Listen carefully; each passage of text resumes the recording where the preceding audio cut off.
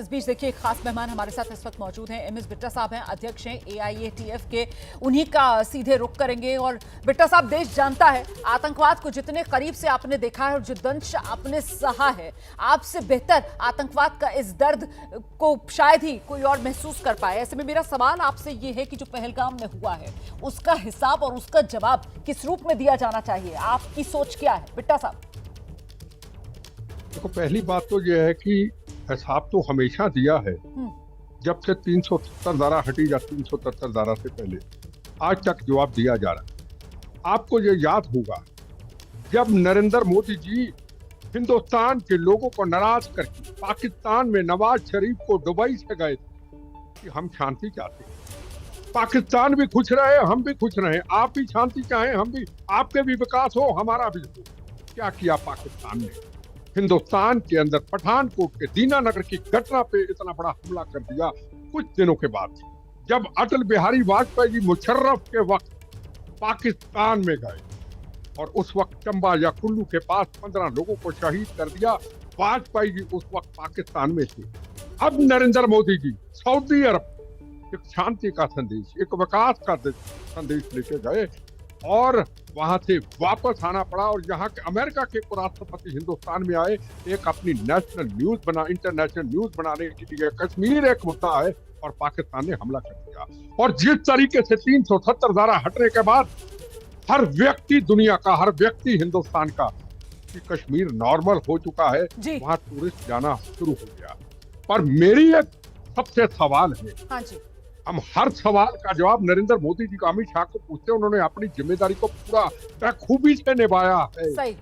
पर क्या हम आम आदमी ने, किसी ने फौजी बनने की बगैर वर्दी से कोशिश की? सही। क्या वहां की सुरक्षा लोकल फोर्सेज ने, क्या वहां की लोकल सरकार ने क्या इसके ऊपर जिम्मेदारी उठाई कि इतना टूरिस्ट आ रहा है कि हमें इसको देखना? हर चीज नरेंद्र मोदी, हर चीज अमित शाह, उन्होंने अपने कर्तव्य को पूरा किया, नक्सलिज्म के ऊपर पूरा किया, हथियार पकड़े जा रहे। आप बिल्कुल सही कह रहे हैं सर। हमारी जिम्मेदारी एक नागरिक की जिम्मेदारी है और उस पर हर एक नागरिक को खरा उतरना होगा। और उससे भी महत्वपूर्ण सर, ये जो हिंदुस्तान की खाते हैं, हिंदुस्तान में रहते हैं, ये जो आस्तीन के सांप हैं, हिंदुस्तान में रहकर, हिंदुस्तान की खाकर और इन आतंकवादियों का साथ देते हैं। ये जो आप खबरें सामने निकल कर आ रही है ना कि साहब स्लीपर सेल, वो सपोर्ट सिस्टम। जी बिट्टा जी, मैं आपको कहूंगा, वो कवि प्रदीप जी का एक गाना था आजादी के वक्त, हाँ जी, कहनी है एक बात यही, इस देश के पहरेदारों से संभल के रहना, अपने घर में छुपे हुए गरदारों से। मिसाल कल की पंजाब की है। ये पंजाब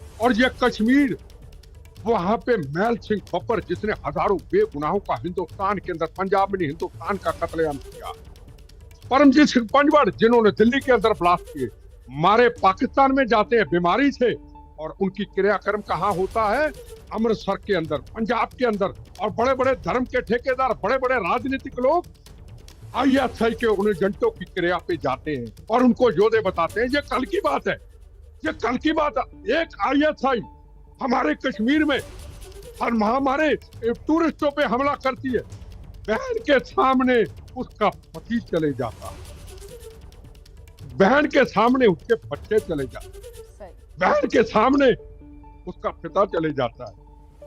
और हम लोग इतने बेतरस लोग, इतने जालिम लोग, ये पंजाब के अंदर खालिस्तानी पाकिस्तान के एजेंटों की पर्चियां बनाते, उनके दिन बनाते। ये कल की बात करते हैं अपन।